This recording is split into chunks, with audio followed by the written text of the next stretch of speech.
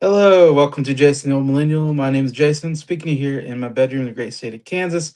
And I got with me a friend in me, um, Mike from Did You See That? Hey Jason, thanks for Hey, having me, man. hope I got that reference in good. Um, I felt it worked well. it's hard to put that in there. You've got a friend in me. Right. Uh, Mike's been one of my best friends, I would say. So, a good movie to talk about. Yeah. Buddy comedy, basically. hmm Same sentiment goes back to you as well, Jason. So Thank yeah, you. I'm looking forward to this. We're like the Woody and Buzz. I don't know which one's Exactly. which, but That's a good question. I don't know which one's. I'm Woody. I guess I'm the old school, and you're the no.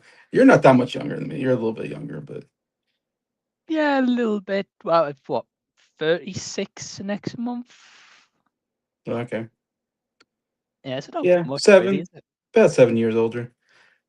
Mm, Uh, That's but not much. that's nothing to compare. Most people I talk to are in their early 20s, so Yeah, like babies, I'm right? I'm twice their age. Most of the people I feel like. So yeah. Very Um, good. yeah, yesterday we had our 250th anniversary of our country. Mm, Uh, I don't do fireworks, but I saw some fireworks. I posted on Facebook some of the mhm. stuff I saw out here. I was thinking, I don't know, 250 years, it seemed like a big deal to us. I was thinking, you guys in England, it's probably nothing to you guys. For like 250 years. We've been around for 1,000. And um, I don't know. I think it's tough because like even American holidays, we don't celebrate them over here, or because at the end of the day, you still got U.S. citizens, or used to be live in England now, right? Like UK citizens now, but they were from America originally, so they might have their own private, like really? Fourth of July parties. I'm guessing, Yeah.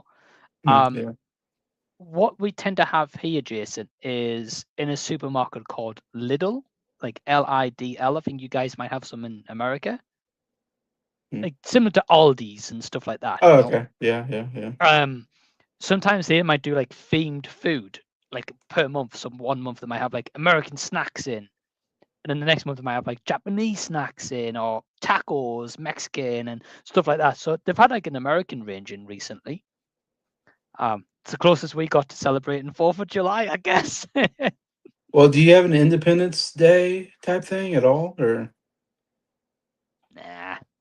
okay, I never heard of anybody talking about like, oh, this is the day we celebrate England being a country or something like that. I don't know. No, not as far as I'm aware, Jason. At least I've never been informed if that's the case. Okay. Well, if you haven't been informed, then No. you know more than I do. Um, Mhm. anyway, so I was just thinking about that the other day. I was like, 250 years. That's probably nothing to a lot of Europe, and they've been around for thousands of years. But to us, it's like 250. Like, oh, like we did it. No, listen, man. 100%. I would just want to start this off and say, happy 250 to America.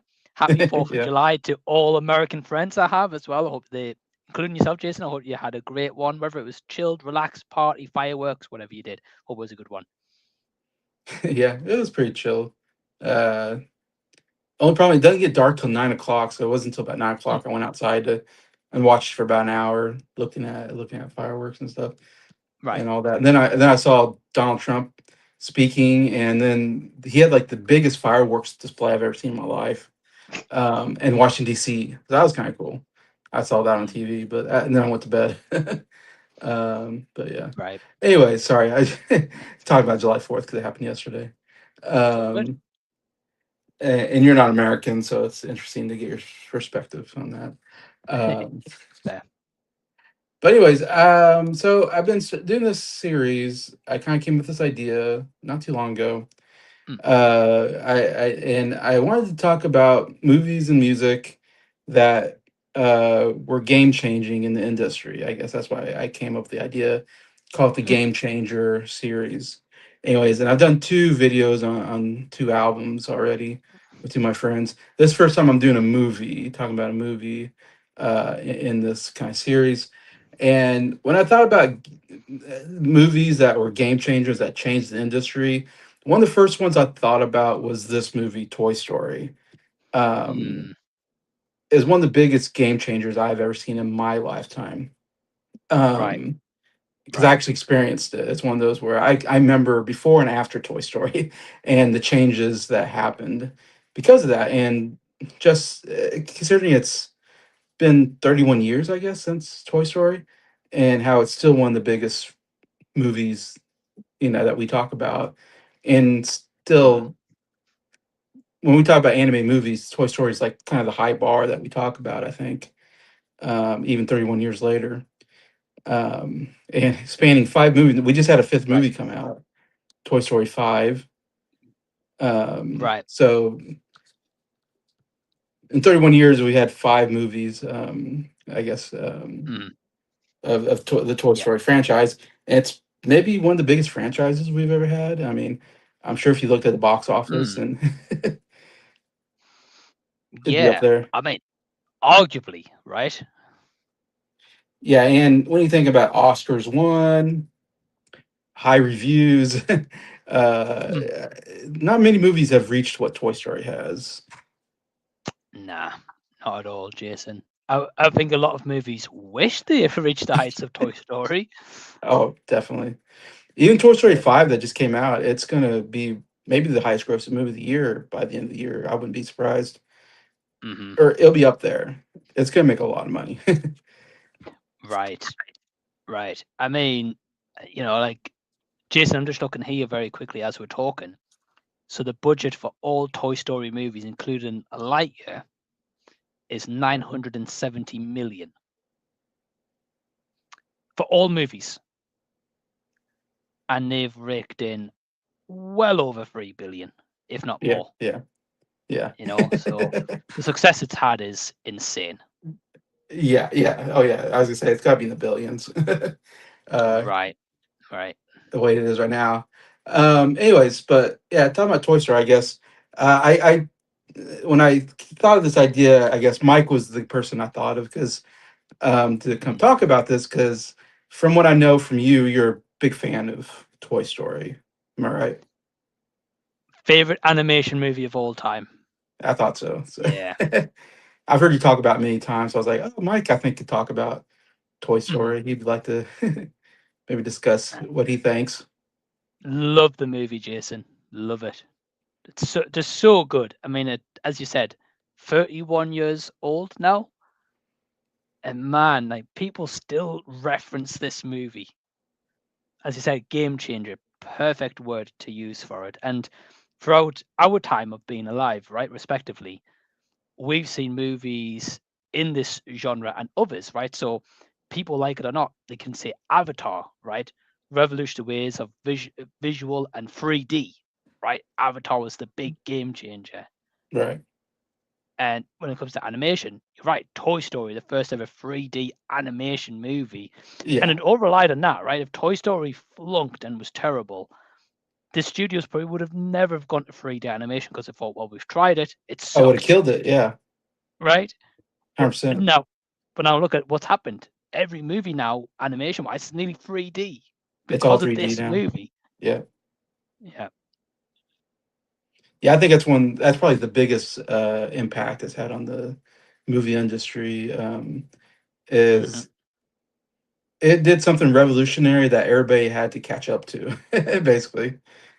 Right. And Right. you don't even see 2D animation anymore. Um, very every once in a while, Really. you'll see a 2D Yeah. animation movie, I think.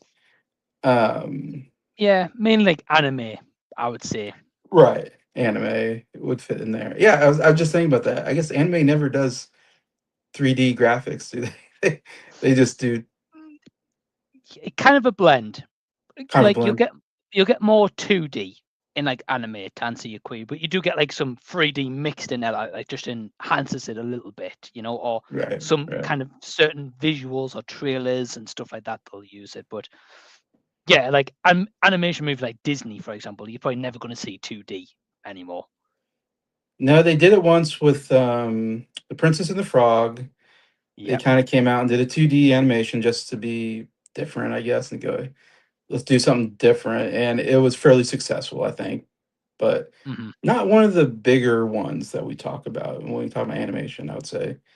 Um, I don't Nah. know. It's just 2D animation is not bad. I could watch a 2D animation movie, but I don't know. It's like one of those things where once they cross the line into computer graphics, it's like there's no going back. It's kind of like, well, 'cause this is what I say about Toy Story. I guess I compare it to stuff like, I mean, you compare it to Snow White and the Seven Dwarfs, what that did with animation.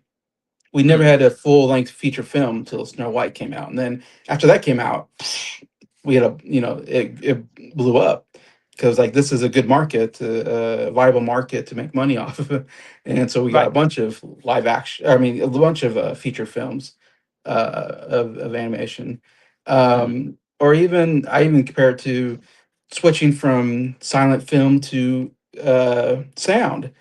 Right. People were fine with silent film. They didn't think about we as far as I don't know. I wasn't live back then, but I imagine they didn't. They were just fine with it. Not with me. I can't stand a silent film. And then they're like, what can we do? That's all we got. We got silent films. And all of a sudden they're like, hey, we can Right. put sound in there. They're like, oh, okay. We're never going back to silent films. You never made a silent film after sound came in because it was like, Right. oh yeah, this is much better. Right. um, and you can say thing about black and white to color.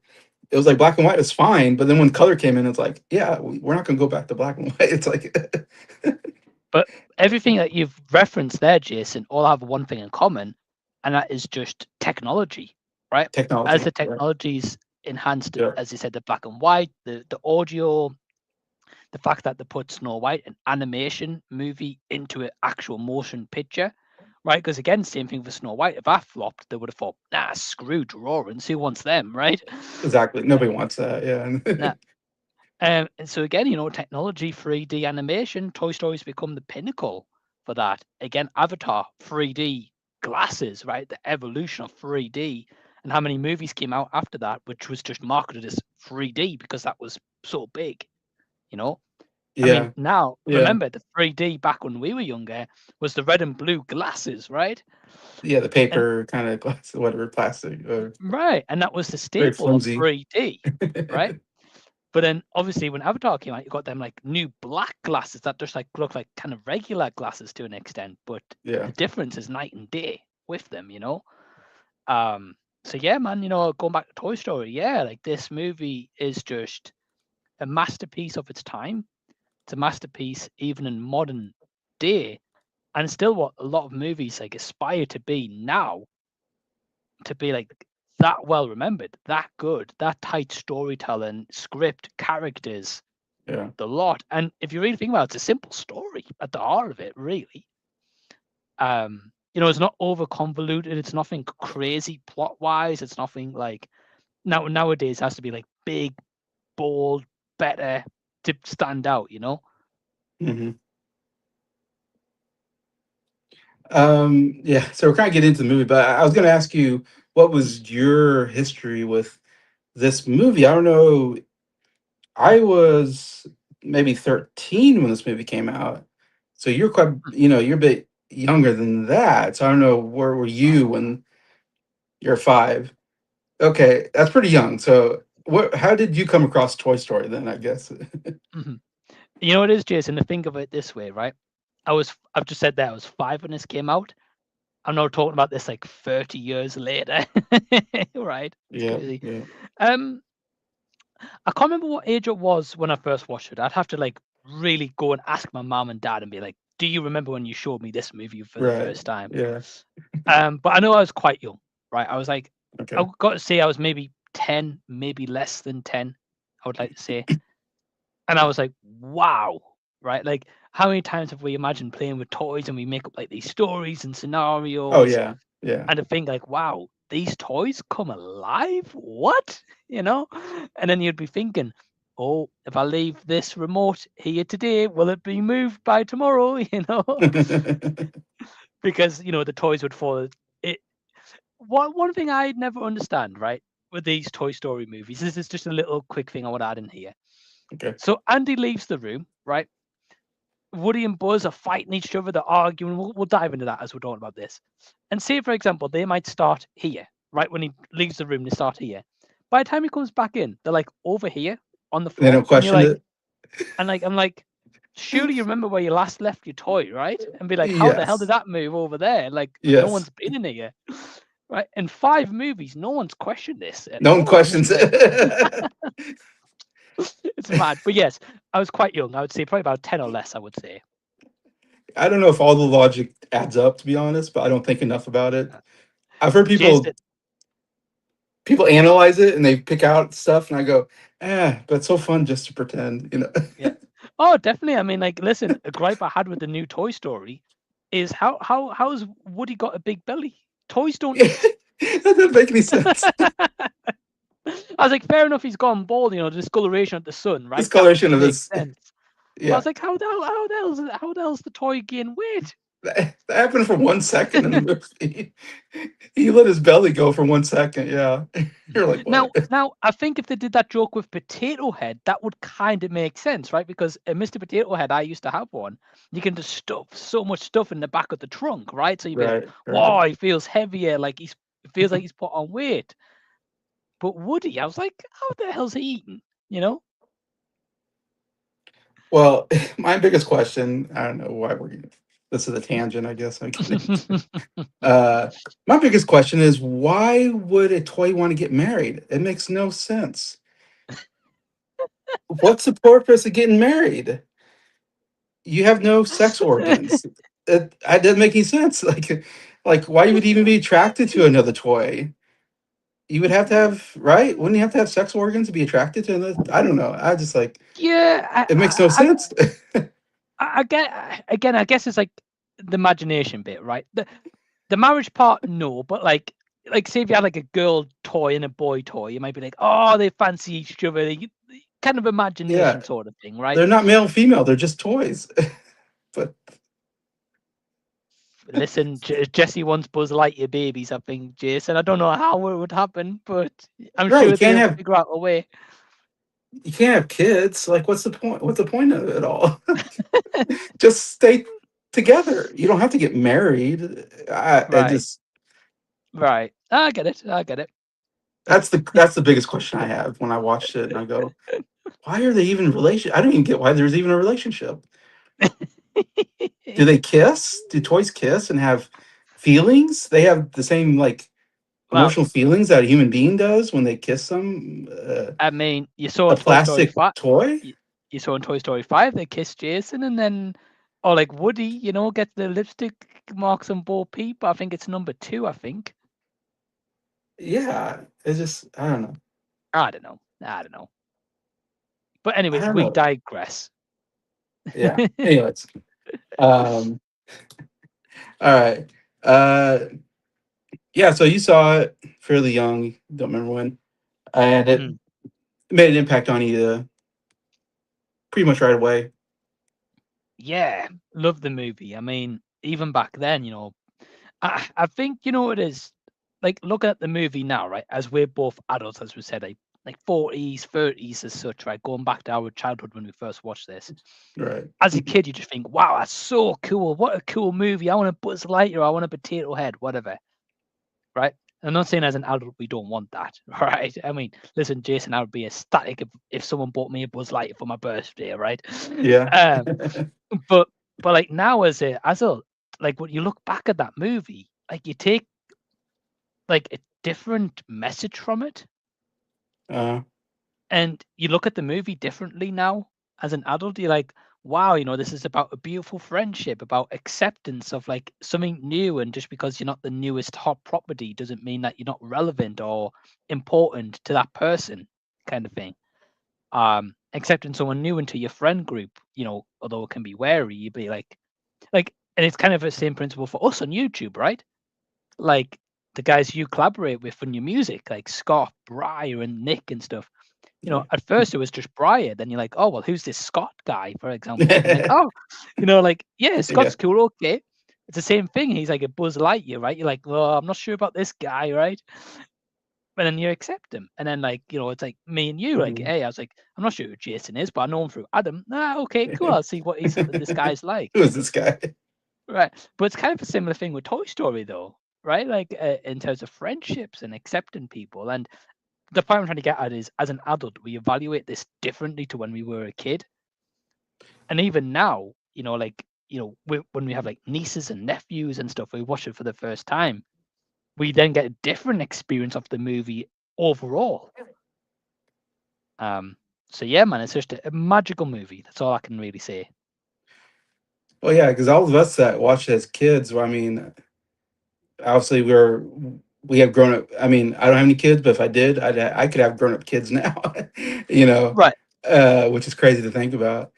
Mm. And so everybody that watched it in the theater, like me, yeah, we could see it again through, our children or grandchildren's eyes, which is such an insane thing to think about. Right. Um, Right. Not me, but other people, maybe my age, Mhm. possibly.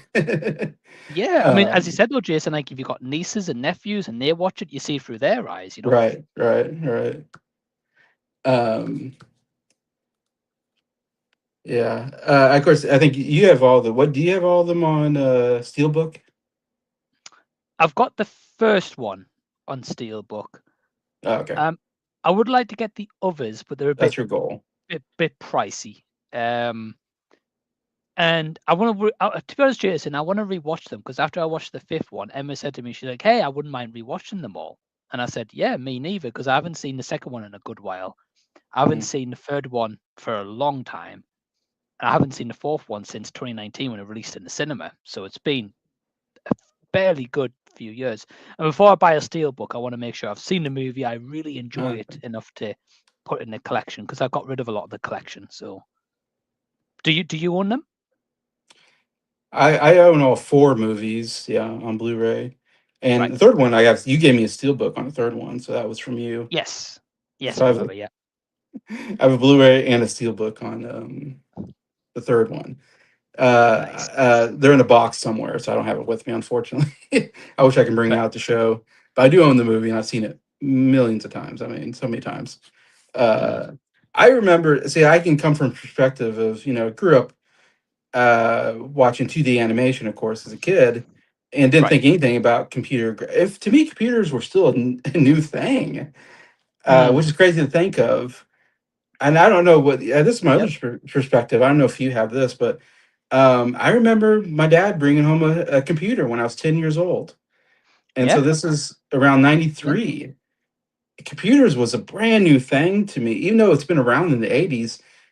I don't think it was, uh, what's the word, affordable or whatever, or for Mm. people to have a desktop computer until the 90s, around maybe that time, I guess, when I was like 10 years old, like I said. Uh, People started getting everybody, today everybody has computers obviously, but Right. uh it's how could you not, someone that was born after that can't imagine a world without computers, but I can. I lived the world without computers. I didn't know I Yeah. needed a computer. I didn't know anything about computers, and then also Hmm. when we got one, and it's still I suppose we had internet, but there wasn't, there was no Google, there was no social media. There's no Hmm. Wikipedia. There's nothing. Right. Uh, so I didn't spend much time on the internet as a kid. I'd get on the computer and maybe do some stuff, but I play games. So I'd probably find some computer game as a kid, Right. whatever. My dad was doing spreadsheets and stuff or something. I don't know. Word document stuff, but we didn't like go on the internet and spend all of our day like we do today looking on the internet. You can spend your whole day on the internet now easily. Um, Yeah. um, 100%.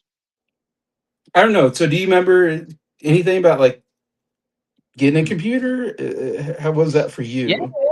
So again, I don't remember the exact age, but I definitely remember. So a lot of my childhood, Jason, was toys. I'm so thankful that's the case as well. And I've promised myself. Yeah. I said to Emma, I was like, look, if one day we had a kid, I was like, it's not getting a phone, it's not getting a computer Yes. until it's Exactly. old, right? Because I wanted to have a childhood. I wanted to be, Yes.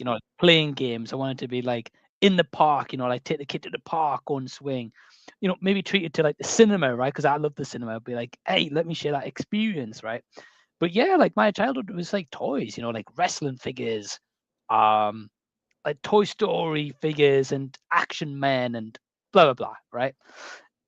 So I remember like when the computer brought in, I know at first because my dad never had a job where he had to have a computer at his job. Mhm. So I Uh-huh. think it's just like a luxury kind of like a leisurely item kind of thing he Yeah, bought. yeah, yeah. And yeah, I remember at the time I was like, what the heck's a computer, right? Yeah.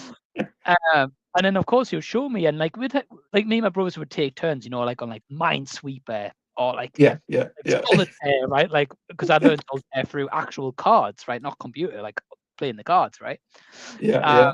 so like that was like my memories of the computer at the time is just be like, oh, it's cool. Like, I could play some cool games in there. But like for gaming, I didn't really think of that. I was like, I'll just put on my PlayStation 1, right? Um, at the time. So yeah, again, I was fortunate enough to have a childhood where it was mainly toys, right? And I had that imagination for the longest time, even into my early adult years, Jason. I would still play with wrestling figures, right? Like I'm talking about at least 15, 16, if not a little bit older. I would still play with wrestling figures because I just Mhm. I mean, Jason, listen, if I had wrestling figures in my room right now, I'd be You'd be on the playing with floor them. playing with the wrestling figures right now. I'm not kidding you, I would. Because I love it. Like, it's just that imagination part of my brain. I'm like in tune with that, you know? And I think that's where mine and yours is similar. Like, that creativity comes from, right? That imagination from younger. And now Oh yeah, we, yeah. we put that in a different perspective in terms of a YouTube channel, right? Whether it's a standard movie review, whether it's a music discussion, Right. Yeah, whatever we're doing, So, exactly. yeah. Yeah, so good memories. Yeah, anyways, I bring that up just say like so the idea that when Toy Story came around and all of a sudden we got this new kind of animation computer. Mm, I always have a time figuring out what to call it. I always call it computer animation, but computer graphic animation, 3D animation. I don't know what's the right word for it, mm, but because 2D animation, we always say 2D animation. So at the time, we just said animation, I guess. And then that came right. around, and I guess, and to me, I've never seen anything like. I mean, I guess for me, it was so groundbreaking when I remember the marketing and everything, and just being like, wow, like this is new, like new kind of animation. It was just so cool, just the animation style and everything, and just never thought it was possible, never thought it was a thing. And then all of a sudden it was it's one of those weird things, like all of a sudden it's a thing, and then you never go back after it became after you see it, you're just like, wow, how can I go back to 2D animation? It's like this is just so cool. And that animations is nothing like today. If you look at Toy Story, the Yeah. animation doesn't look that great. I think the toys look good, the humans look terrible. But today we can do so much now. Of course, technology just keeps getting better, so animation gets better and all this. Right. But man, I tell you, going to the theater and seeing that movie, it was so exciting. Uh, Everybody was hyped up for that movie, Mm, and we went and saw it as a family. And man, I loved it. When I saw it in theater, I thought it was so great. It was so funny. Yeah, it's just such a memorable movie. The Infinity and Beyond, the falling with style, whatever. That's not flying. It's falling. So many great stuff of, uh, you know, uh, I'm yeah. trying to think of It other is. lines, but you are a toy. Mhm. You are a sad little man, and you have my pity, or something like that. I don't know. I forget. There's certain lines that you're just like, oh my gosh, they were so good. Even Rex and Slinky and Ham and Mr. Potato Head, he was hilarious. I love Mr. Potato Head. He's just, I'm Yeah. Picasso, stuff like that. It was, what are you looking at, Mhm. Hockey Puck? All of the stuff that he was doing is hilarious. I don't know if I even understood why it was hilarious, but I laughed. Anyways, watching that, and I think mostly I thought of it was a very funny movie. Mm, And again, I was 13 or so, but I was a teenager. It was a very right. funny movie, and the animation was just so incredible at the time. Mm, Yeah, it was great. I think now looking back, I look at the story even more than anything else. It's one of the best screenplays I think ever written, in my yeah. opinion. I put it on a list of just a screenplay that like it was very funny. but also Mhm. the whole idea of Buzz not realizing he's a toy, and then he comes to a realization that he's a toy. Oh, just brilliant! That's some brilliant writing, in my opinion. One of the Mhm. best scenes in the movie.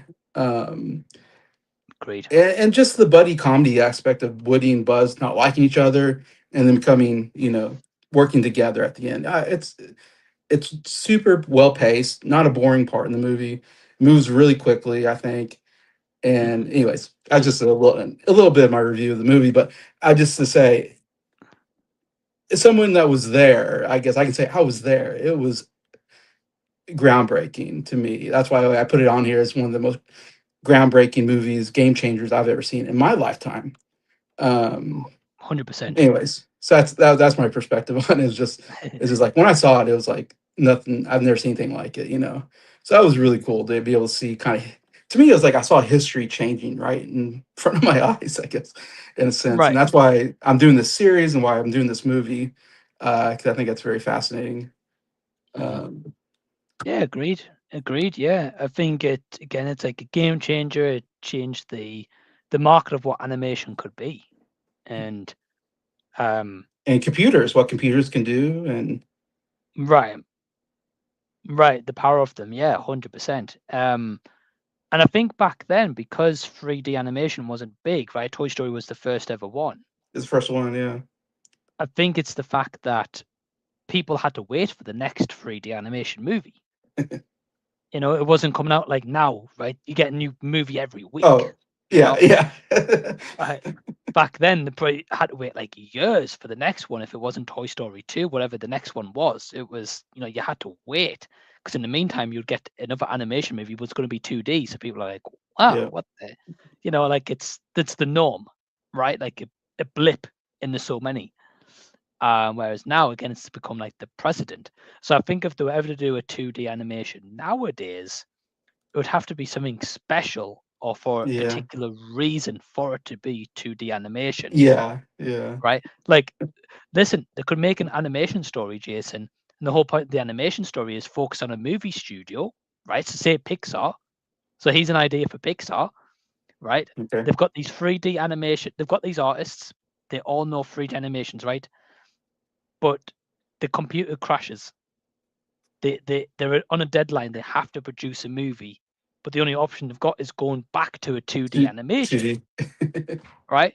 But imagine the stresses, like that would be a really cool movie, right? To think like, oh, they've got this story, really cool idea, but actually our computers are broke. But people mainly only know how to do a 3D animation movie.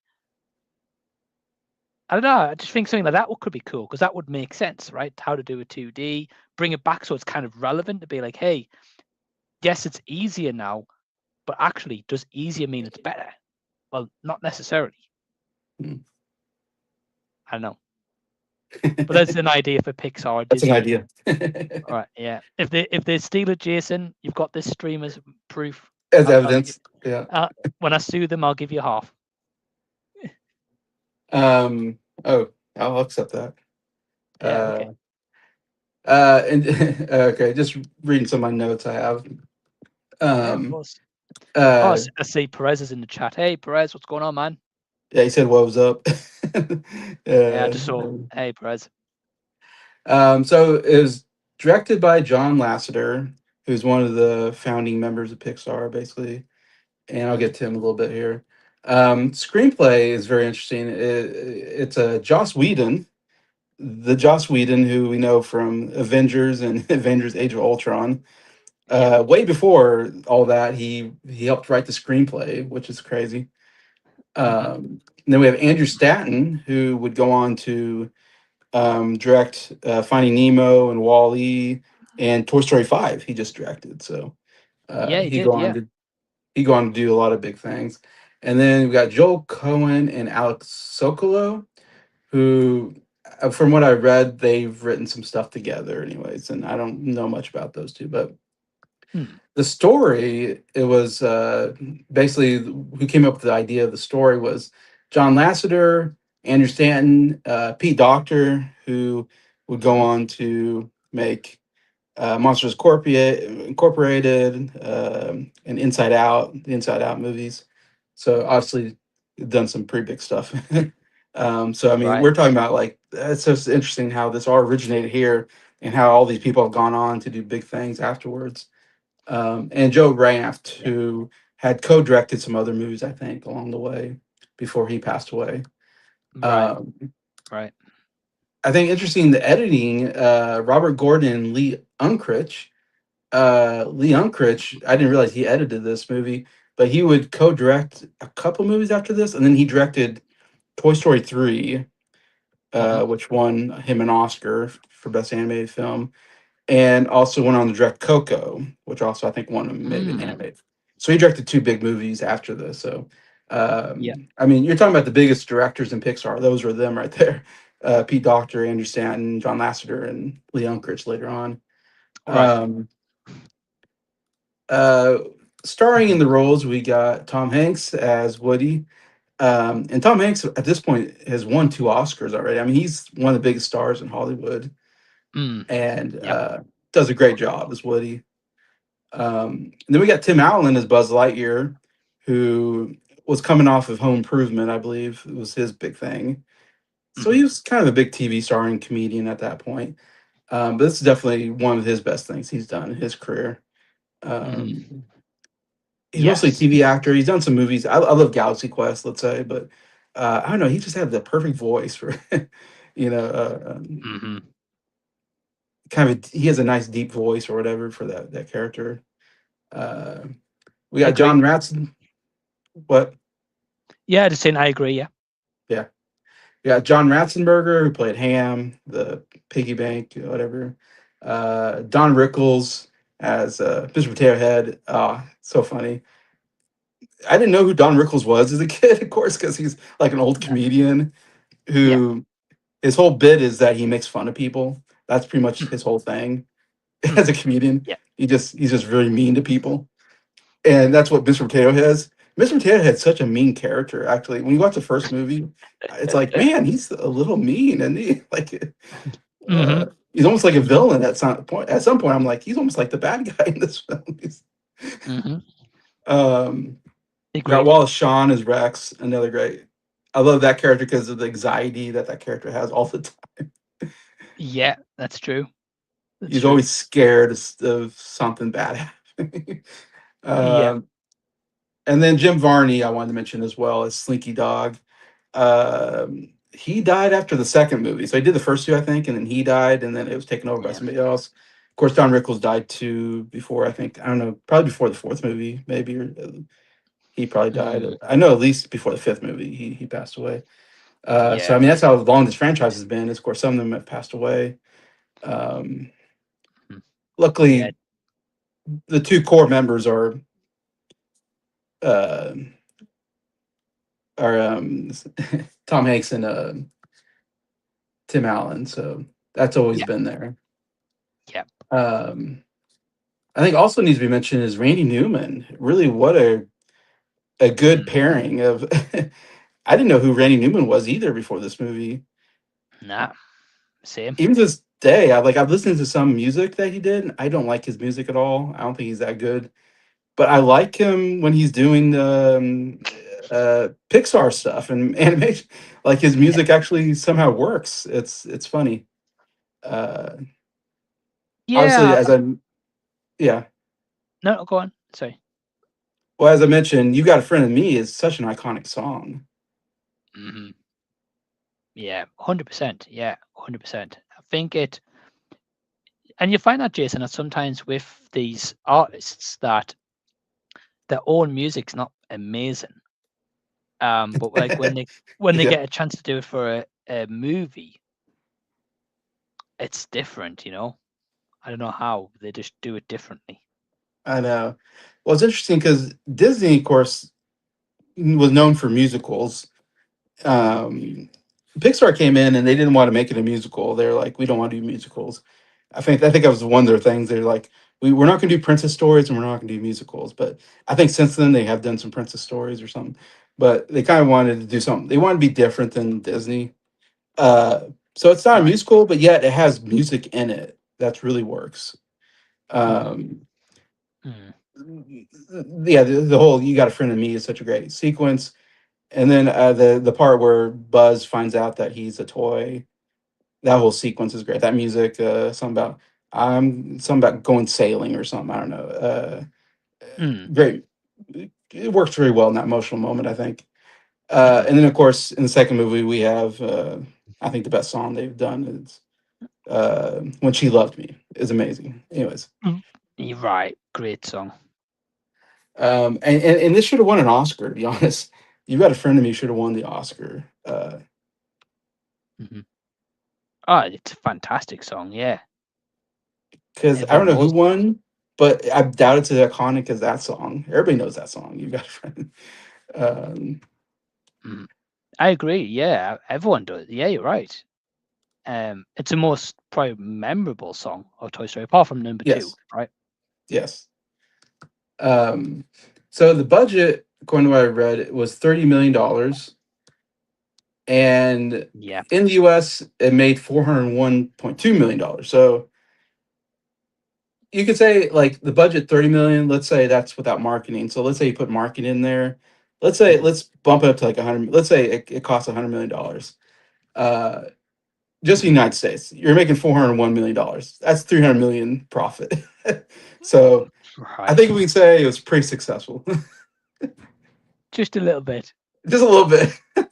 And I don't know if I doubt they knew exactly what they had in their hands from what I've read. I even watched, I should say, yesterday I watched the documentary Pixar Story, which is on Disney Plus, Mm, which it's a really good documentary about Pixar and the making of Pixar and how that all came about. And I watched that to prepare for this video. And I've seen it a couple times before, but I just watched it again the other day. And it's just interesting when you think like I don't think they knew what they had in their hands. They thought hopefully they had something good, but then it's one of those things you don't know until you put it out, and then when it it blows up, you're like, oh okay, mhm, mhm. we're gonna make some money off of this franchise. Like, uh, Yeah, anyways, I think they've done the one thing I'll give Pixar is that they've done a good job with managing Toy Story. You know, we didn't get a movie every year, well, and yeah, truly milk it, you know? there was a big break, yeah, I think in there. There's always been a break, like 95 and then 99, right? So 4 years, that's probably the shortest break That's they've had, true. but That's true. 4 years. Then we didn't Yeah. get one to what, 2010 and then 2019, so like what, Yeah. 11 years, 9 years, and then now Yeah. Wow. 2026, so 7 years, right? 7 years. You're right. So they've really taken that. Now, don't get me wrong. In the meantime, they've done shorts and spin-offs and stuff like Yeah. that, right? Like Oh, the sure. Halloween Too. Terror and stuff, whatever. But nothing like major motion picture wise for Toy You're Story. right. That's kind of crazy. But I think the fact is, it still brings in a lot of money every day, right? Because in Florida, in the theme park, you've got Toy Story Land.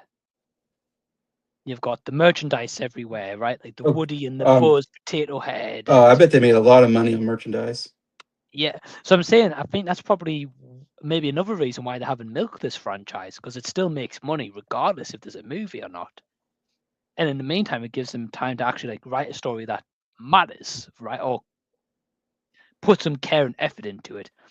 I mean, that's arguable for Toy Story 5 for how we feel, but you know, people love it, so I'm not going to say too much. But yeah, like you're right, with them hitting a gold mine, they didn't just milk it straight away and thought, Oh, ah, right, that's let's make true. another 20, you know? That is true. Because I feel like I get a Minions movie every year. Yeah. How many Uh, Minion movies have we had? We've had oh, jeez. We have four Despicable Me movies. We have at least three or four Minion. There's a more Minion movie coming out this or just came out. Yeah. Um, I bet we've had like 8 movies with the Minions in them. let's have a look very quickly, just to compare it with this, Compare. right? Let me see if I can find out. Bear with me, because the first ever movie was Despicable Me, wasn't it? Yes. So that came out in 2010, right? So same year as Toy Story So 3. 16 years ago or so. So 16 years, yeah. So you've had bear with me. So you've had four Despicable Me movies in 16 in yeah, 16 years you've had four Despicable Me. You've then had Minions, Minions: Rise of Gru, and Minions and Monsters. So you've So had okay, four, so it's the third one. seven movies in 16 years. 7 movies in 16 years.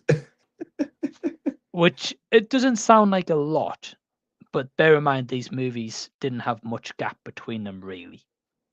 Like one every 2 years, pretty much. Doesn't feel like it. No, you're right. It feels like there's been about 20 movies of them. It does. Yeah. Yeah, it is. It is. It's because they make so much money. So I mean, I don't blame them for being like, "Hey, let's make another one." Well, it's funny. Disney doesn't even do a lot of sequels. I don't think. I mean, if they do sequels, it's straight to Mm, video. They don't do actual movies in the movie theater. Um, it used to be, yeah. I mean, that I like can think back. of. I'm just thinking on top of my mind. There's no Mm, sequel to Lion King really in the movie theater, or Aladdin, or Beauty and the Beast. They're all straight to the video. um, I think at the time it was kind of like not really common thing to put a second one in the cinema. I think I could be wrong, but talking about Toy Story, I think it was maybe Toy Story 2 that kind of changed the game to be like, oh, we can put a sequel well, in the cinema and it still does well. yeah. Let's just say there's four. A DreamWorks. DreamWorks is just they milk every single franchise they get. I feel like Oh yeah, compared to Disney and Pixar, because I mean, there's four Shrek movies, and I think they're working on a fifth one right now. yeah. And but there's ton of Madagascar films. I mean, maybe not ton, but there's at least three Madagascar films or something. There's in a Penguin spinoff. There's at least three How to Train Your Dragon, three Kung Fu Pandas.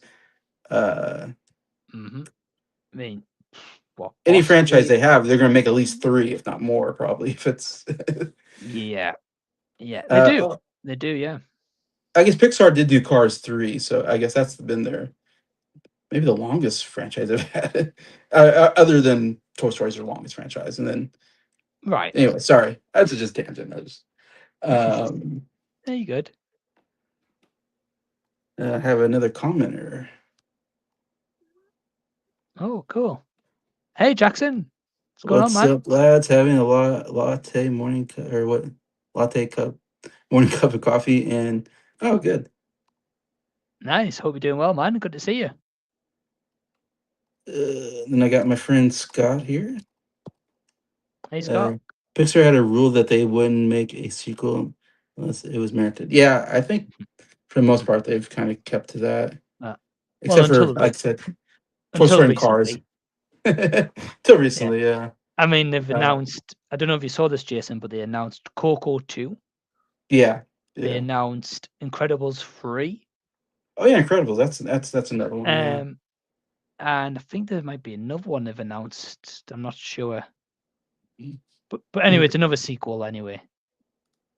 But anyways, going with the box office, it was the highest grossing film in the U.S. So I mean, it was Hmm. by today's standards, I'm sure it'd be like making $1 billion. But back then, 400 million was quite a bit in Oh, 1995 movie.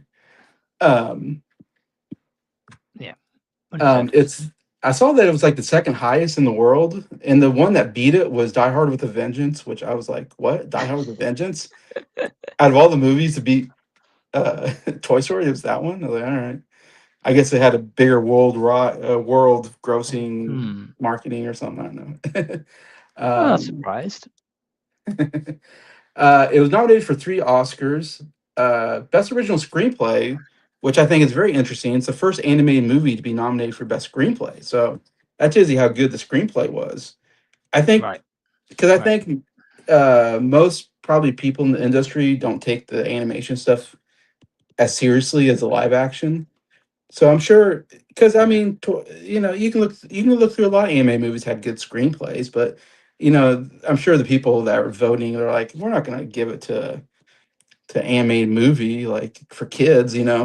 But Toy Story, they're like, yeah, this was so good, we're going to give it a nomination for best original screenplay. I think that says a Mm. lot to the story. And as you said, if the screenplay, it's one thing if it's groundbreaking animated wise, but what if it was a bad screenplay? Mhm. um, Right. Yeah. It wouldn't have revolutionized the industry maybe as much. Maybe people still would have gone to see it and all that. I don't know, but the fact that it combined a groundbreaking technology with a great story is just incredible. I think Yeah. combination in a sense.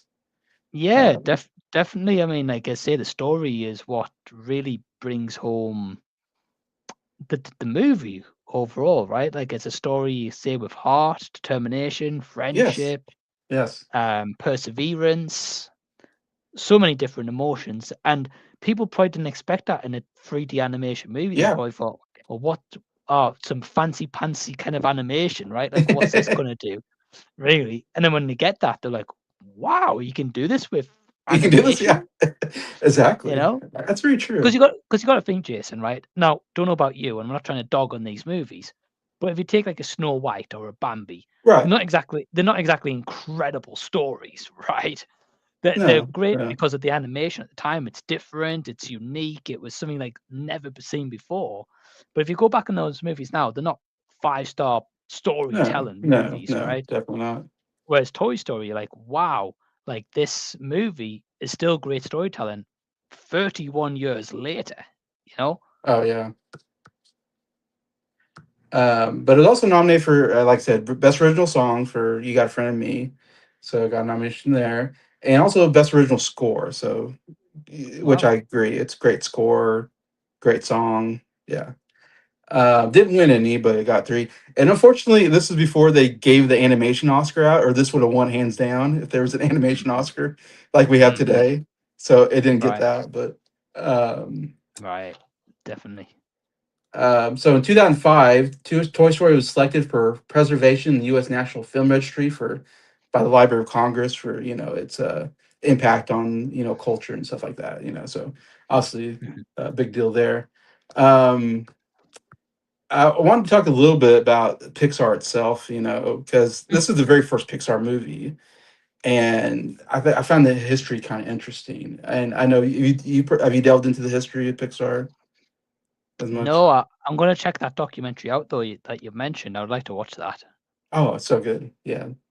The Pixar story. But Was it is it not something where I could be wrong, Jason, not to interrupt you, no, but just very quickly if I've got this right. I think Jacob Martin may have talked about this once, and this is why something's coming to my probably. mind about this. Maybe I think it's got something to do with Lasseter. I don't know if someone said something, or maybe they weren't giving him like creative rights, or he had some ideas and Disney didn't want to do them. So like, I Yeah, don't know if him and someone else yeah, said, "Hey, we're just going to go form our own studio." Then yeah, yeah, kind of. I could be wrong, but that's what I'm kind of coming to my mind. Yeah, it's kind of like that. Yeah, so John Lasseter, he worked for Disney. He got hired in the early '80s. It's funny. He was in the same class as Brad Bird, who would go on to do The Incredibles and Iron Giant was his first like big one, and Hmm. stuff like that. And he also had somebody else. Who else did he have in there? I know John Musker was in there, and I think he directed some of the 2D animated movies that were big. Hmm. I forget which ones on top of my head. Okay. Somebody else, but there's a couple big names that came out of that class of animators that came in. Hmm. And Tim Burton was working at Disney as an animator at that time, which is so crazy to think about. Right. Uh, I forget that Right. Tim Burton was an animator before he became a big time director. um, but Right. anyways, so they came in the '80s working for Disney, and the thing you have to know about Disney in the '80s is kind of a dark period for Disney. It's not it was like their least successful era. Their movies weren't doing nearly as well, Mm. and that's where he was coming in. Um, and so what really inspired him basically was the movie Tron. And I don't know if you know the movie Tron from the '80s. Um, I know of it. I've just you not know seen of it it. probably. But that was like the computer anime they did on that was like groundbreaking because the cycles with the colors behind it, whatever. You see the movies, they all have that. Uh, Hmm. it's a weird movie. I think it's a pretty boring movie, sci-fi movie, but like visually, it was kind of interesting, I guess, for that time. It was something. Anyways, so that was what really inspired John Lasseter to then say, "Hey, maybe we can do animation with computers if this is what they're doing with this live action movie Tron." Like he really was because he was just a regular 2D animator, like all of them, And so it's Mm. one of those interesting things where he had this, idea and this vision from seeing Tron, like, what can we do with this technology? Because computers, like I said, was still kind of a new technology, I think, that we hadn't tapped into yet. And it's one of those things where, as you would say, it was a combination of technology and innovation, and uh, I don't know, just it was the right time, right place kind of thing where the technology Mm. got to a level where, someone like a Lasseter could take it and use it for animation in a different way. Right. Art, that's what I was thinking. Art and technology kind of combined together to do something different, which is kind of cool, Right. how that works. Right. Uh, Yep. so he so he went to the Disney's and he wanted to make a film using computer graphics, whatever. And so he pitched them a movie called The Brave Little Toaster.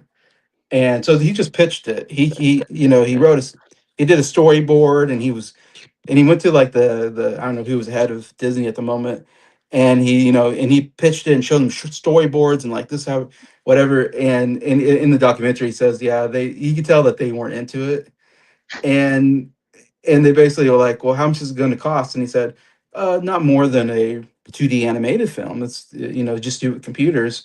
And he told him, well, if he can't do it faster or cheaper, then we don't need to do it with the Right. computer. Yeah. Anyway, so it was one of those things where I have to think. This is my thinking is, and it's one of those things where I hate to say it, but this guy didn't have the vision of what we could do with animation. Lasseter did, uh, and sometimes when you're older, you have a hard time dealing with change. And I think there was a thing. I'm sure there was older animators that were like, computer animation that that won't work, or Mm. what will that maybe there's even the fear that it might take away our jobs, stuff like that. So I think it was one of those things where the older people that were in charge were like, no, we don't want to do this computer animation. We want to just do everything the way it was. And as you always find out through history, if you don't get in with the times, you're going to fall behind. That happens so many times with all kinds of things, in the world. Right. you know, it's like if you don't do a streaming service, you're gonna fall behind. Everybody does streaming service. Mm. I'm Mm. just picking that out. Just I remember when we didn't have Right. streaming, and when streaming became a thing, it's like, oh, you better get a streaming service or you're gonna fall behind, and that's Right. what happened. Right. Well, uh, Jason, here's a question for you. Okay. So, because you just mentioned about the brave little toaster, right? Do you want to see a movie about a brave toaster? I don't know. That's a good question. Now, now, now, I wonder what would happen though if he pitched them Toy Story. Right, right. Right now, they might have said, "Oh, toys coming alive, like okay, right, like a good idea." But come on, Jason, who wants to see a movie about a toaster? Really, I right? don't Like, what can you do with a know. toaster? So I can imagine Disney being like to me, even back then, that sounds like an experimental kind of Right, quick right, 5 minute short movie or something, right? right. Like to really push the technology, to push the genre, the envelope forward. Be like, oh yeah, bring me a movie about a brave toaster that will sell. You know? Well, I don't know what the story is, so I can't tell you what the No, story is of the Brave Little Toaster. but I'm saying, no, like if you were pitched, if you were the head of Disney at that time, and someone said, Jason, we can really do a computer movie about a toaster. You're not really going to say, there's my checkbook, knock yourself out. You know? Maybe you're right. Disney were like, nah, we're good. We'll save the money. Yeah, so he pitched this idea. They were like not really into it, and not only that they not into it, they fired him, which I always think was kind of crazy. Why did they fire him? I don't know. It just felt like they were just so I don't know scared of this idea of computer technology doing animation, and Mm, it's just going against. what they do and what they know, and it's like I don't know, and I see that happens a lot in all kinds of industries. Yeah, Um, it's kind of a mixed feeling on it though, because if you think about it, I'm not saying that they did the right thing, right? Obviously they didn't, but if they're paying this guy a wage, and remember this was like the 90s, right? So you couldn't just do that now, right? It's a completely different time. right. And you're paying this guy to come up with ideas, right? Um, and you're paying this guy be like, right, bring us an animation movie, bring us the next big movie, right, to establish Disney. And bear in mind, Disney at this point were an established company, right? Obviously, there are more now than ever, but like back then, they were huge. And the best idea someone's coming up with is with a toaster. you know, they're gonna think, well, we'll get rid of Well, that guy. Someone else on the street will come in and bring something different. maybe. I mean, it might have been based off of a popular book. I don't know. Yeah. No, I didn't delve into the Brave Little yeah. Toaster. Well, me neither, Jason. Again, I'm not saying it could have been a fantastic idea, right? And here's me dogging on the toaster, Maybe I don't know. right? But I'm just trying to say, like at that time, if someone's like best idea was a toaster, they're probably thinking, "Oh, come on! Like what we paying you for?" Maybe I don't know. I wasn't there. Right? No, no. Um, But when they saw Toy Story, you're like, "Oh, let's offer him a checkbook. Let's give him what he wants. Bring him back." I don't know. That's not my feeling. I guess my feeling was they weren't willing to accept the Yeah. new technology. That's my feeling on the thing. I guess. Oh, definitely.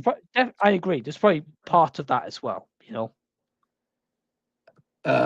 yeah, I don't know. And maybe that was just coming from Lasseter. Maybe I'm just biased towards Lasseter. I don't know. Um, It's all good.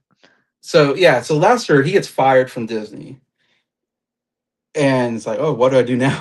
I was working for Disney. Now I'm fired. Well, he meets a guy named Ed Catmull.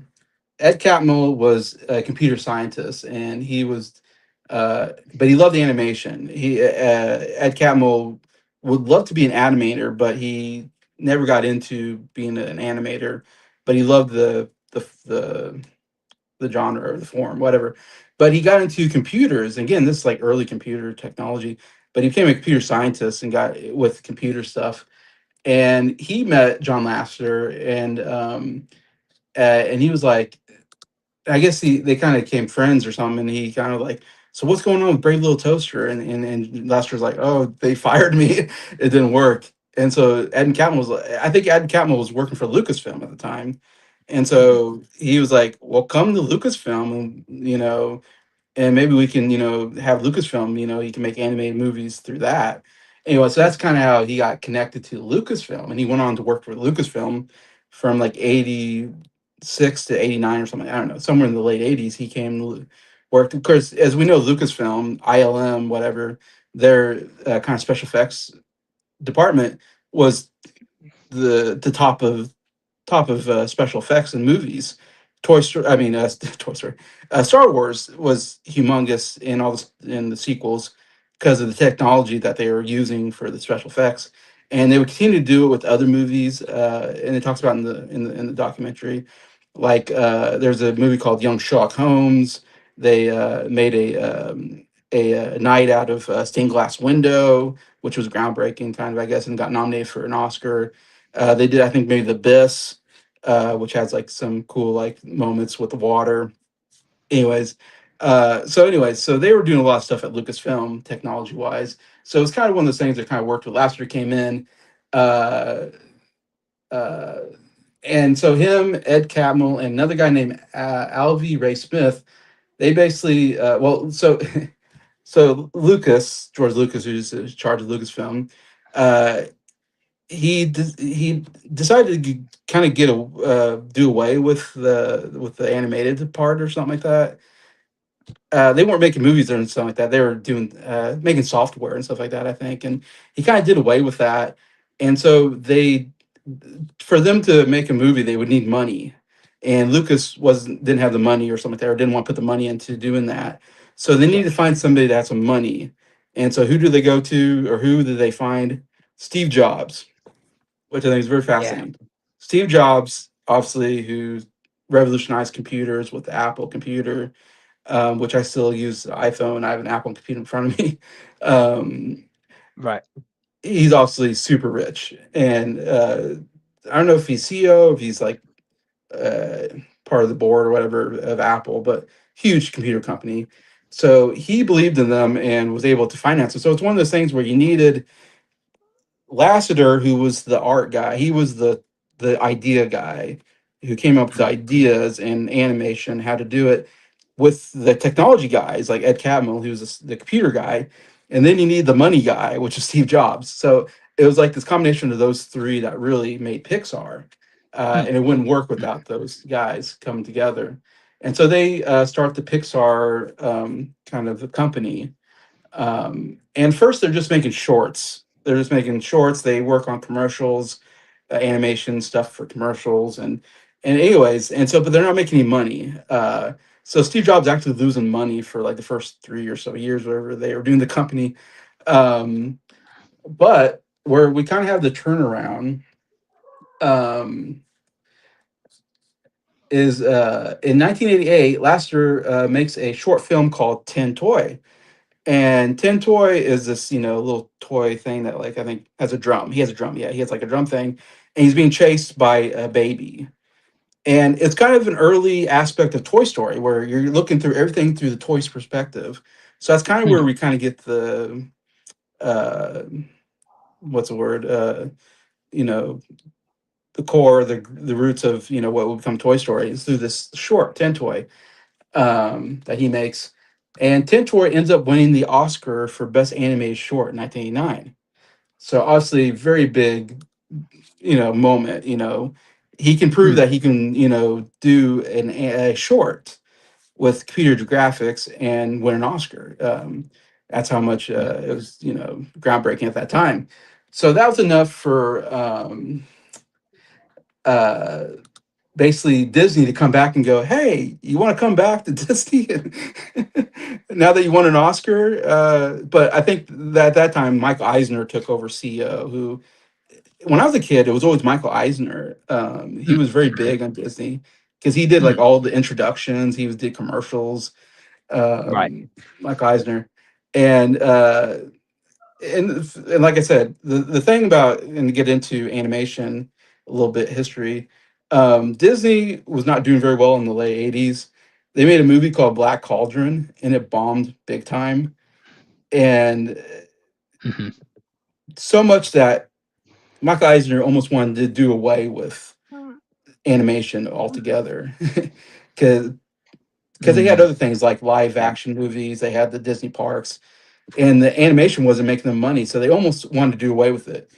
But what happens, and I'll Yeah. talk about this on another video. I won't go into too much, but obviously, Little Mermaid comes out, giant hit. The Renaissance happens. Disney's on their way up because of that. Right. So then, coming up to this point now in the '90s, they're now a new CEO. They see what Lasseter can do, and they're like, "Yeah, why don't you come back to Disney and let's try make a full length feature film," which is what they all wanted to try to do. Again, no Right. one's ever done it before, and you never know if it's going to work until you do it. I think so. It's a risk. There's a risk factor in there. I think. Mhm. Um, Yeah, of so course. yeah, so Pixar at that time wasn't owned by Disney, but they were working with Disney. Disney was distributing. I think I don't get quite how it works, but they had to partner with Disney basically, and who would make money off the film, and they distribute the everything. But Pixar was like his own animated studio apart from the Disney animation. Mm, Anyways, and of course, as I said, so they're making a movie. They come with the idea of, yeah, let's do a movie about toys. As I said, P. Doctor, Andrew Stanton, uh, Lasseter, and Ramped all kind of came together, had a meeting, and they came up with this idea for Toy Story. mm. Uh, and of course, it went through a lot of different drafts before we get to the actual film. Uh, as you know, I don't know if you know much about like Woody was going to be a ventriloquist dummy, I think, at first, and Mhm. uh, Yes. Yeah. yeah, I've and Buzz seen was gonna, pictures. yeah, it's crazy. And Buzz was going to be the tin toy, I think, before they decided to change the tin toy to. And then they kind of decided. Well, someone said, "How about you make Woody a cowboy?" And then someone was like, what would be like the contrast, and that was like an astronaut. So that's how they kind of come with the idea, which I think is brilliant. That's what's so brilliant about the movie is you got old school cowboy with new, astronaut, like futuristic. And I think it's what Right. those characters work so well, in that sense. Because, like as you said, Buzz is the new toy. He's the thing that all the kids want. Woody's kind of old hat in a way, which is what the Mm. friction between the and that causes friction, which is what makes that movie work so well. Is the friction between the two characters at the beginning. Anyways, um, but yeah, so Right. that's kind of the basis of how Pixar came about. Toy Story kind of came about. They went through a lot of different drafts that didn't work. They eventually found the right screenplay that did work. And as we say, I guess the rest is history, as it made a bunch of money for them. And Pixar is one of the biggest animation studios of all time and still working today and doing very well. Mhm. Um, Yeah, definitely. When taking in inflation, it's the 96th highest grossing domestic film of all time. So just tell you, it's in the top 100 best selling films. That's what I did. Um, just a couple of quotes. I always like to do some quotes, but uh, Roger Ebert said, "It takes apart the universe of cinematic visuals and puts it back together again, allowing us to see it in a new way." Richard Corliss from Mm. the Times said, "It's the year's most inventive comedy." Kenneth Turan from LA Times said, "It's one of the best voice animated features in memory, with all the actors making their presence strongly felt," which I thought was a pretty good, uh, accurate quote of the movie. Very well voice cast. Um, so in 1995, Toy Story ranked 8 in Time's best 10 films of 1995. So Time ranked it one of the 10 best films of the year. Mm. In 2000, it should have been nominated for Best Picture, to be honest, but again, they don't give much credence to animated movies very often. So, Yeah, uh, agreed. in 2011, Time named it one of the 25 all-time best animated films, and also ranks number 99 in Empire magazine's list of 500 best films of all time. So, I mean, That's it's in top wild. 100 best films. I think we'd agree. I think it's in my top 100 favorite movies of all time. I'm sure it's in yours as well. um, Oh, 100%. Yeah, arguably, yeah. Probably top 10. yeah, I think a lot of people would agree with that. That's a movie everybody can put. Even AFI put it in. I think it was like number 199 in AFI's top 100 Mm. when they did theirs. Um, Wow. uh, Online Film Critics Society ranks it the best animated film of all time, which you would agree. um, I Yeah. think I have it. I think I have it number 3 on my list, with Lion King and Toy Story 2 being the top two. So I have Mm. Toy Story 2 just right above Toy Story. Uh, I know you're a much bigger fan of Toy Story, I think, than Toy Story 2, but um, Yeah, I know a lot of people though prefer the second one to the first one. just a little bit. I think it's the Mm. song. That song really just gives it this emotional feel Eh, that is so Yeah. good. The whole part. Uh, yeah, it's great. Don't get me wrong. Definitely. I can't argue with that, to be honest. You can't argue with that. Nah. Um, John Lasseter received a special Academy Award for the movie, for a development and inspired application of techniques that made possible the first feature-length computer animated film. So very deserved. He definitely, again, it's groundbreaking. It's game changing, as I said. So Yeah. glad he got an Oscar, because they didn't give animation Oscars at the time. So I'm glad that you're like, yeah, you need something. uh, Yeah. He's an award for us firing you and bringing you back. yeah, I just love Yeah. that Disney's like, no, like this doesn't work, and then he comes back and makes Disney a bunch of money, because Disney eventually would buy Pixar, um, Yes. and it's part of Disney. Though Disney Animation and Pixar are like two different animation companies, but they're owned by Disney, I guess. Um, okay, and just to end this kind of what we're talking about, two other things I find interesting that, as you talk about, it's one of the most influential films of all time, in my opinion. Right. Um, it changed animation forever, and we saw that the shift in animation. Not only that, but how many studios have kind of come about because of Pixar? When you think about it, Mm. True. Yeah. um, because my memory is that Disney there was no competition with Disney for a long time. Um, Nah. Pixar was really the Don Bluth Studios had a couple like Land Before Time, which I know you're somewhat Mm. familiar with that series. uh, Yes. um, they did like The Land Before Time and All Dogs Go to Heaven and American Tail, uh, and then so then when you get to Pixar, that was the first time that someone could compete with Disney. Basically. And Disney put out like Pocahontas, which I think is a decent movie, but not nearly as big as Toy Story. And so when that came out, I think Disney really saw like, oh my gosh, this is definitely the best competition we've had in decade, 50 years, whatever we've been around. Yep. Uh, and that I think sparked something because then right after that we had DreamWorks company with Spielberg, Katzenberg, and Geffen created DreamWorks Animation, and the first movie Ants not great, it's okay, um, but in 2001 they come out with Shrek, Yes. and that changes I think the game for DreamWorks because that was huge, and I'll get to that movie on a different video. But uh, that thing really made DreamWorks a huge competing company with Pixar and it was again it was computer, and they did some 2D, but after that they basically just went straight to computer graphic Mm. animation. And so you went from Pixar being the first one to now DreamWorks is now competing with Pixar and doing very well. I mean, with Shrek, Madagascar, eventually How to Train Your Dragon, Kung Fu Panda. I mean, some really big movies. Um, Sky Blue was around for a little bit, and their big thing was Ice Age, but they didn't make a lot of other big films besides Ice Age. But that was computer graphic animation that came Mm. about around that time too. So you had Pixar, DreamWorks, Sky Blue, and then it's funny Disney was still doing 2D animation until right after I think Shrek. They did Chicken Little, and that was like the first like full computer graphic animation that Disney. So even Disney was kind of behind everything for a little bit. They were still sticking to 2D animation while everybody else was like, no, we got to do computer graphic animation. And so Disney finally got on board. And ever since they did Chicken Little, like I said, they've only done computer graphics, except for Right.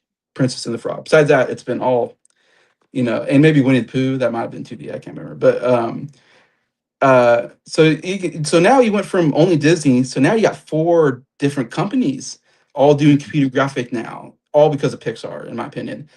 And that doesn't get to Illumination Studio that comes about in 2007 or whatever. Uh, and then they get in the game, and now you can say Illumination. Right now, you would say like Disney, Pixar, DreamWorks, and Illumination. Those are the four big ones right now, for the most Yep. part. Illumination has done very well with the Despicable Me movies, the Minion movies, and now with Super Mario is just making a bunch of money for them. Hmm. So they're not going away anytime soon. Mm. You can also look at Sony Animation, which does Into the Spider Verse, Across Spider Verse. I think they did K-pop Demon Hunters recently. Hmm. They're doing very well. The Sony animation now came about. So I guess, and I say all that to say, I don't know if any of those would exist without Pixar. Nah, because they're like Pixar, the ones as you said, was the one who created competition for Disney, and Disney thought, well, how can we get rid of the competition? Oh, let's buy them. Let's You buy know.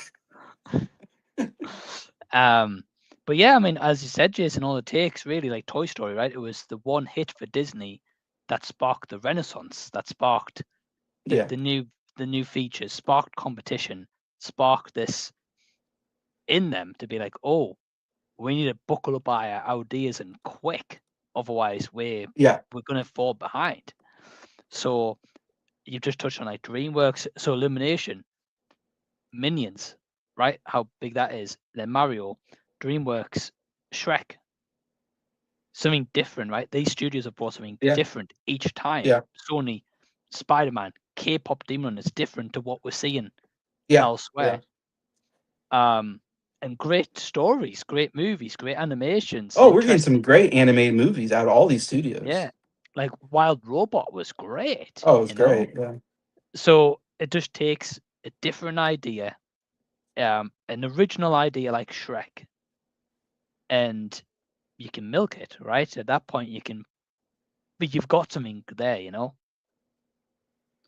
but yeah. So to me, Pixar really just shifted everything with Toy Story, and Toy Story itself just shifted animation, which I can't say we've seen that happen in too many other genres, but we saw that in live. I saw it in '95, and I saw now 30 years. Yeah, it's like, oh man, I see what is done to the industry. Animation's gotten so good. It was good before, but yeah, it's been so good. All the different animation studios have come out, and they've all put in really good movies. So I love seeing that, Yep, and I agree. pushing the technology too. We're getting better visuals. Across the Spider Verse, it's such a great visual movie, um, in my opinion. The other thing I think it changed is video games. I don't know if you ever thought of this, and I just thought about this today. Mhm. Is right around that time we got Nintendo 64, around 97 or something. 'Cause I remember buying it.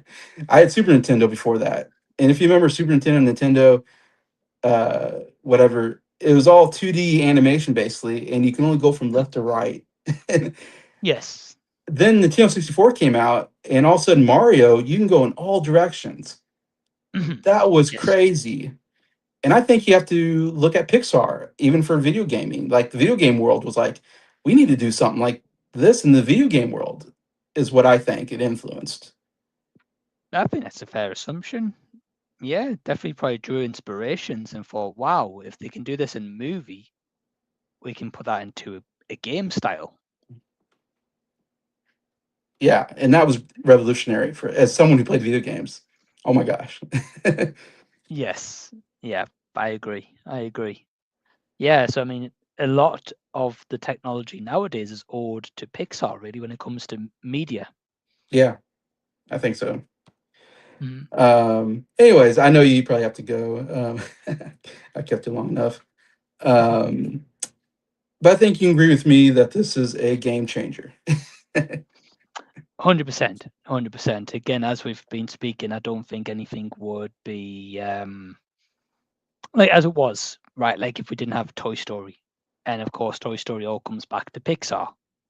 If we didn't have Pixar, well, where would Disney have been, right? What would have happened to Disney? Would they be as big as they were now? Would they have found a different IP property that was their big selling point? You know, would they have got stuck with like movies like Black Cauldron for the rest of the time and went out of business, like Sky Blue eventually went Hmm. out of business? I think it's just an interesting Yeah, conversation. that's an interesting question. But I think it's also interesting the fact, as we've been speaking, Jason, is just like going back to Toy Story, is this movie, as you say, 31 years old. It's still talked about today. It's still a lot of people's upbringings for their kids and their grandkids. And, Yeah. you know, I've not met a single person who says they don't like Toy Story. Oh, Um, never. Let's yeah, say I have. yeah, I've been in the Um, chat a little bit, yeah. And I think it just all comes down to even if the animation isn't the best. Now, I will say the Blu-ray copy that I've got's really good. It like really enhances the visuals. Um, but I think that it just goes to show that this movie is just well received, right? Like it's just has a oh, life beyond oh, its original 100%. release. I think it got like 100% on Rotten Tomatoes or something. Um, Not so surprised. did Story also get a Best Picture nomination? No, there was. It didn't. No, it didn't get Best Picture nomination. The only ones that have gotten nominations is Up and Toy Story 3, since Hmm. and Beauty and the Beast was the first one. Um, Okay. but it's insane. There's been so many great anime movies that should have been nominated. Uh, Hmm. like Cross the Universe, like I mean Cross the Universe, Cross the Spider Verse, should have been nominated. And I'm sure you can think of other ones. To me, The Wild Robot should have been nominated for Best Picture. Um, I don't know why Think there's still a thing about animation. There's it's hard to get in. I think I don't know if animation ever will. If I'm I being don't honest, know. Jason. Yeah, I know it's off subject like completely, but I think it's more the fact that with Best Pictures, it's a human behind the camera, right? Like making a movie, whereas animation's just a computer in reality, if you think about it. So would it be fair to put a computer generated movie in a Best Picture with like someone who's actually got a specific camera, specific lens, right. captured like on-set locations, like scenery compared to a computer? God, the I mean, movies they don't get me wrong, I'm not against it, but it's just would it be fair really if someone spent like, I don't know, like on a computer movie a month to make it compared to like an actual movie that like, has been shot in multiple countries and different scenic locations and stuff, well, the movies that get nominated are horrible. So Yeah. I mean, Jackson's just put a comment in, which I think is a fair point. He says stop motion animation has people behind the camera. So that I could see as best picture because that's like practical, you yeah, know, like that's practical, like people actually moving the animation and making it and capturing each okay. second. So yeah, Jackson, that's a fair point. Yeah, and that's a whole another discussion. I'll have to get to at some point about stop motion animation. Yeah, but no, that's a fair point, Jackson. Actually, yeah, because it is people actually behind the camera. Yeah, trying. Sorry, I'm just trying to get through comments here. It's all So let me good. see who's a I, I, fan. I was in the comment section as well, like as we were talking, just replying to some of the guys. Oh, you did? Oh, okay. Yeah. uh,